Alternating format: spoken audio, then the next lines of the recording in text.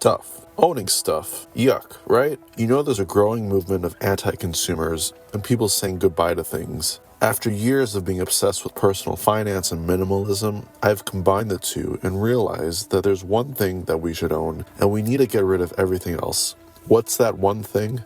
It's the most powerful thing that has actually generated wealth for me, and I own it. And just understanding this one thing to own and getting rid of everything else will forever change how you view your place in the world. So stick around and find out what this is all about. Welcome to the channel Fascinating, where my goal is to help other people out by giving them tips and ideas for life, finance, and a different perspective. If you like what you hear, please like and subscribe to this channel. So first, let me tell you something that I'm guessing a lot of you would agree with. Aren't you just tired of having all this stuff lying around? If you're an average consuming dude or dudette, chances are you've been brainwashed into thinking that you need all this stuff. Basically, every time you're on social media, whether it's TikTok, Instagram, whatever, the reason these apps are free to use is because you are the product.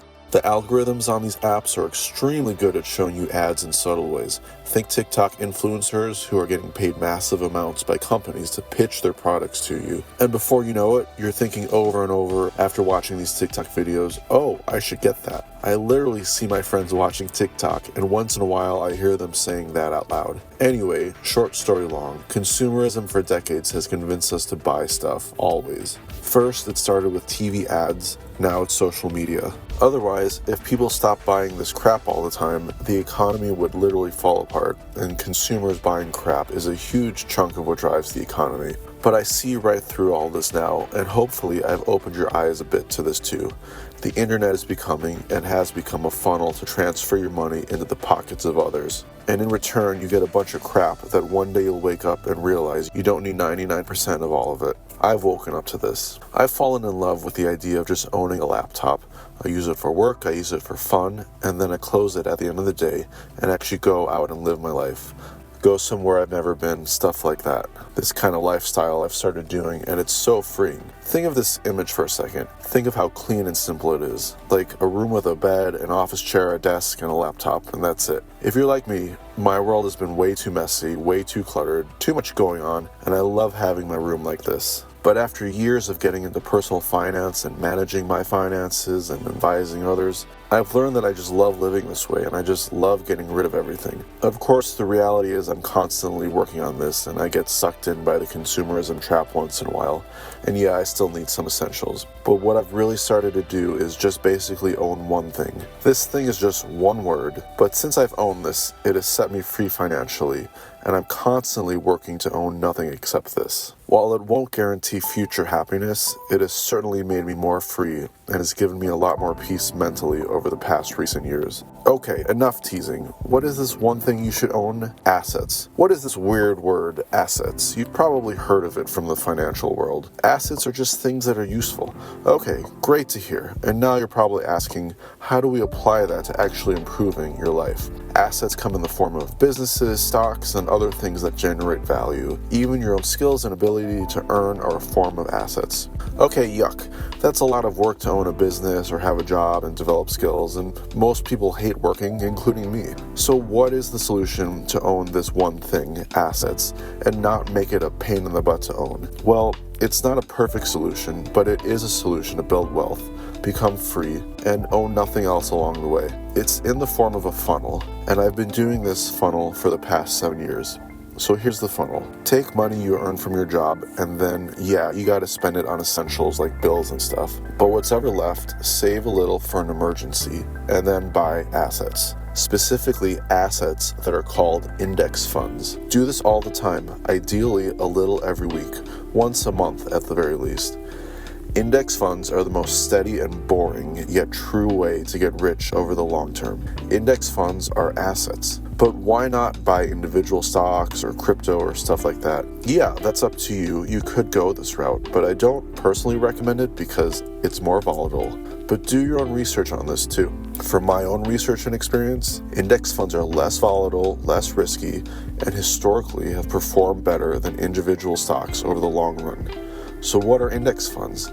Index funds are a basket of hundreds of stocks.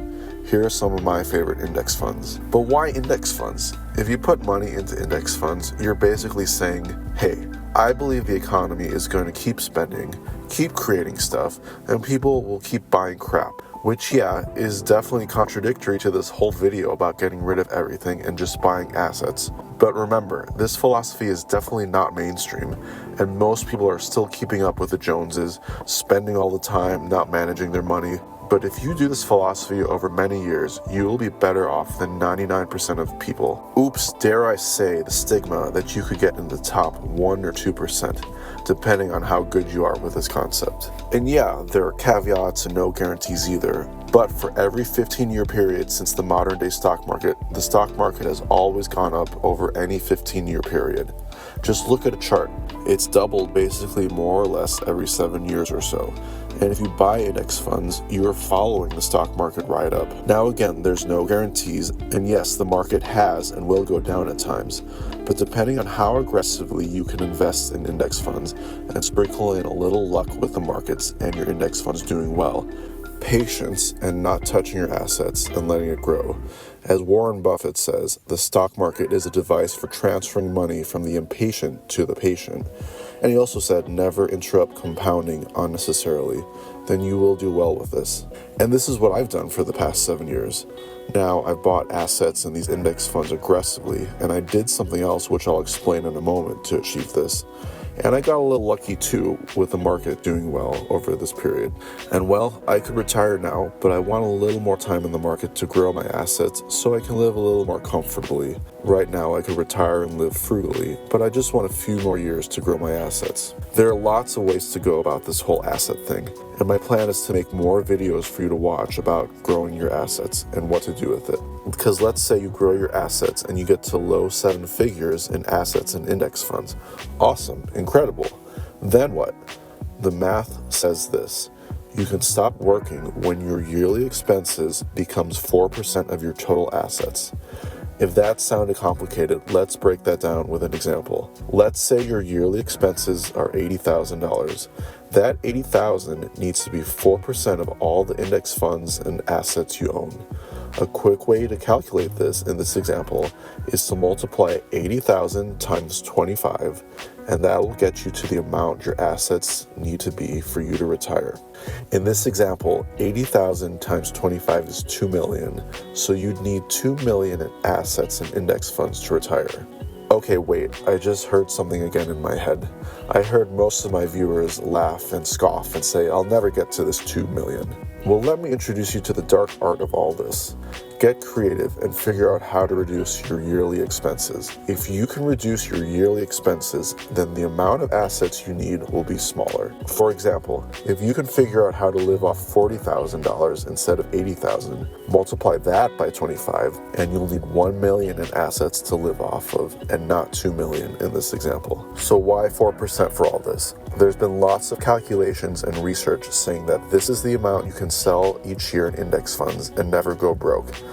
In fact, some people are now saying, based on new research, it's more like 4.5 or closer to 5%. Just look at the 4% rule and FIRE to learn more about this. There's even a quicker way, and that way is investing in dividend funds that return about 10% a year. Here are some that I invest in, and about 20% of my portfolio is in dividend funds. And this is a whole other world, but it's a faster track to live off your assets.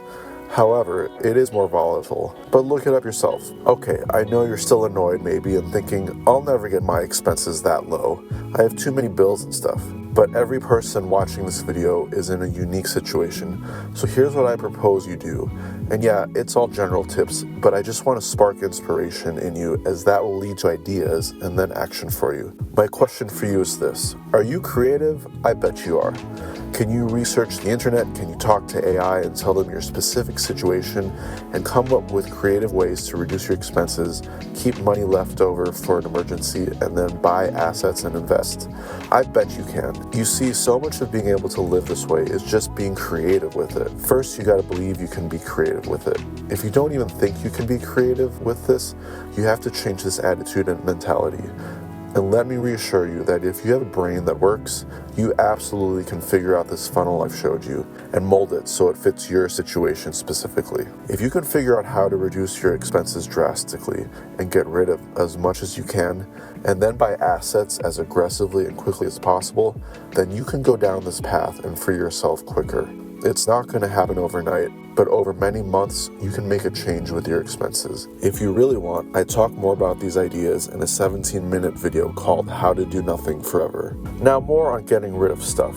Just get rid of a little bit each day. Life is a habit. What you do every day becomes easier as time goes on. First though, start with the right headspace that you should own nothing except assets. If you look at the world like this, then you will start to change your behavior to start getting rid of stuff. And it will be easy when you realize you don't need 99% of the crap you have.